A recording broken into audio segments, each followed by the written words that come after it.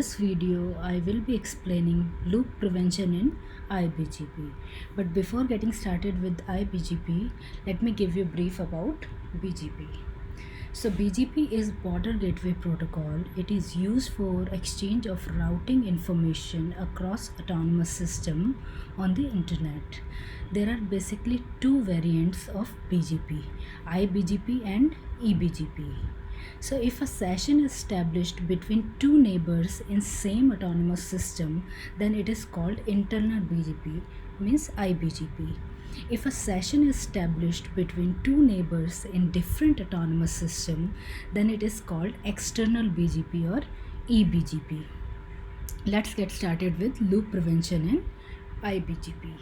So loop prevention in iBGP is basically based on split horizon design rule, which states that if a route is learned by one iBGP neighbor, then it is never advertised to rest of the iBGP neighbors. So before starting with lab, we have basically three kind of routes. One is eBGP learned routes, other is locally learned route, and finally iBGP learned route. So we will be explaining them with respect to eBGP neighbor and iBGP neighbor. So let's get started with lab. So in this lab, as you can see, we have four autonomous system. Autonomous system 1 that contains router 1 and router 6, autonomous system 5 that contain router 5, autonomous system 7 that contain router 7, and autonomous system 2 that contains router 2, 3 and 4. So there is basically 3 routers in autonomous system 2 and 2 routers in autonomous system B. So within autonomous system there is iBGP connectivity between routers. So here, as you can see, in autonomous system 2 there is iBGP connectivity between router 2 and router 3, and same iBGP connectivity between router 3 and router 4. In autonomous system 1, we can see we have iBGP connectivity between router 1 and router 6. We have eBGP connectivity between autonomous systems. Say between autonomous system 1 and 5, we have eBGP connectivity. Between router 1 and router 2, we have eBGP connectivity. Between router 3 and router 7, we have eBGP connectivity. Within autonomous system 2, in order to provide connectivity, I have configured OSPF within that particular autonomous system just to provide connectivity within an autonomous system. So before getting started with peering, let me show their prefixes, how we have created these prefixes. So each and every router have one loopback address, and its prefix is the IP number, is the number of that particular router. So if we talk about router 1, then its loopback address is 1.1.1. If we talk about router 2, its loopback address is 2.2.2, and all the routes, all the prefixes within this particular topology have /24 as their subnet.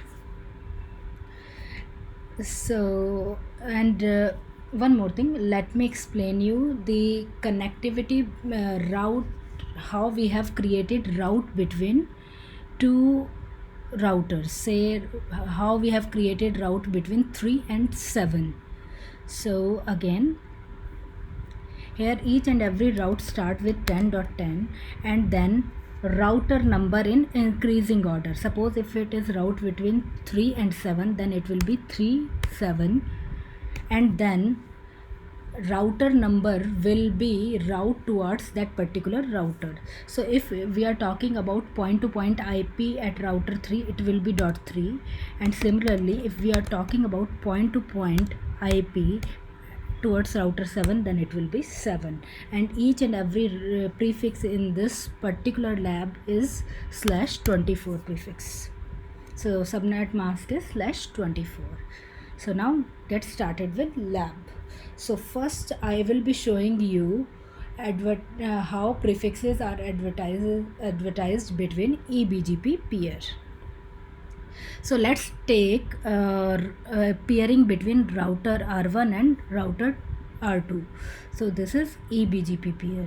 So let's take R2 for example. We will type show IP BGP command to see prefixes.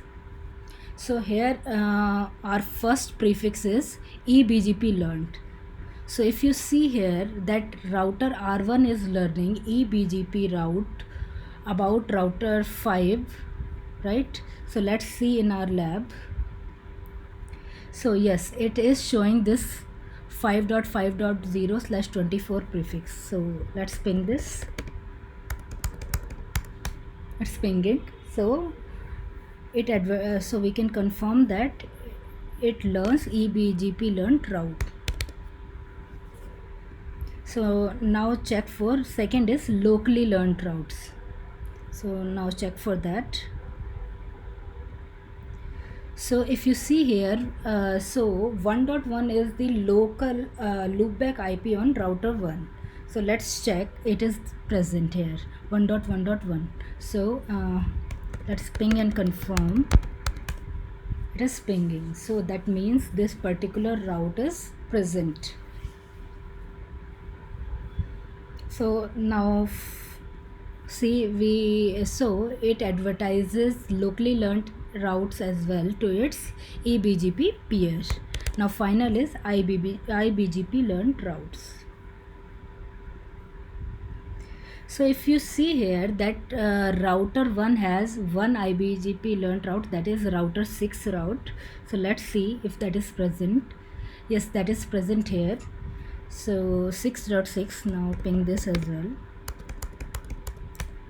This is also pinging.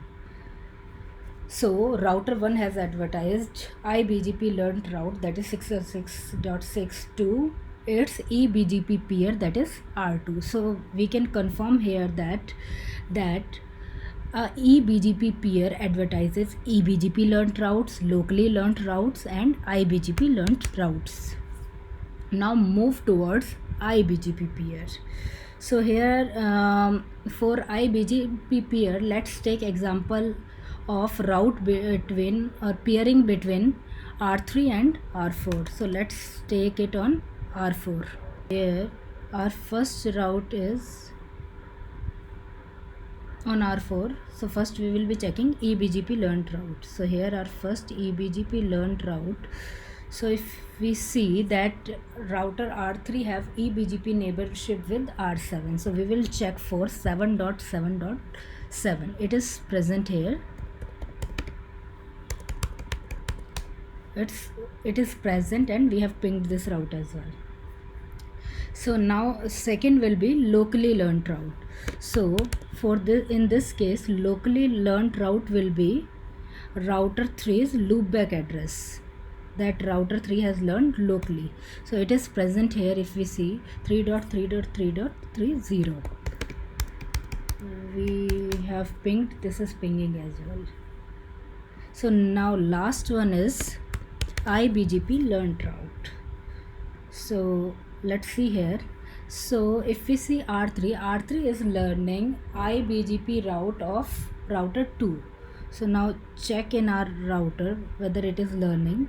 So we do not have any 2.2.2 network prefix here. That means R3 is not advertising. Just confirm on R3 whether it is learning this route or not. It is learning this route, but it is not advertising its route to R4. Why? Because as per our rule that if a route is learned by iBGP neighbor, then it will not be advertised to its other iBGP neighbors. So what is solution for this? So solution is to enable full mesh. Full mesh means that there will be peering of each and every router with other router. So there will be total n into n minus 1/2 links. So let's create this full mesh peering.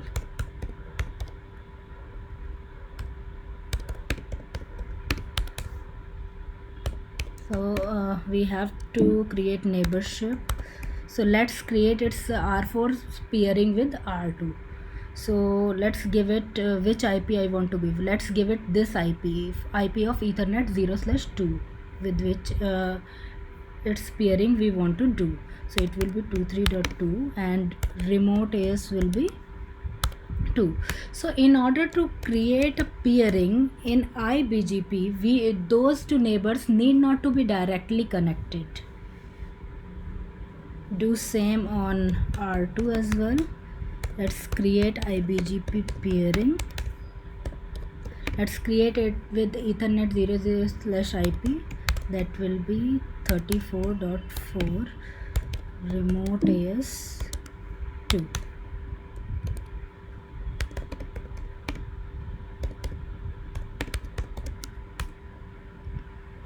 So it is not up yet. Yeah, this is BGP takes some time to get up, so we can see this neighborship is up. So now go back to our router again. Yeah, this neighborship you can see this is up now. So BGP in order to create BGP peering in IBGP, any two routers need not to be directly connected. So now our BGP peering is up. Show IP BGP summary command can confirm this. We have peering with 10.23.2. so now check show IP BGP. So now if you see 2.2.2 is present. So this is how full mesh can